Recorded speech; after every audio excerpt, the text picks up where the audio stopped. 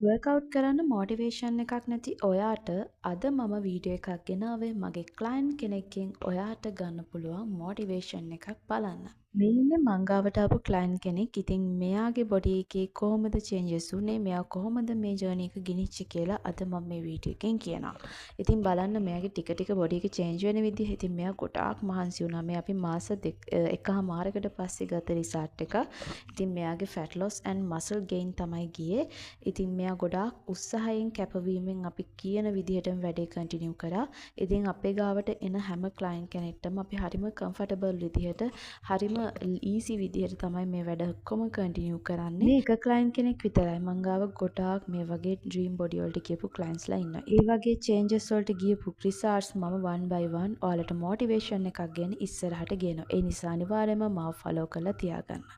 ඉතින් මේ වගේ එයා ගොඩාක් මහන්සිලා කැපවීමෙන් අපි කියන හැම වර්කවුට් එකක්ම ෆලෝ කරා. ඉතින් ඒ වගේම තමයි මෙයා ඩයට් එකයි වර්කවුට්ස් ටිකයි හරි රූටින් එකට කන්ටිනියු කරගෙන ගියා. ඒ නිසා එයාට පුළුවන් වුණා එයාගේ බොඩි එක ටික ටික ලස්සනට චේන්ජ් කරගන්න. ඔයාලට පේනවා ඇති නේද?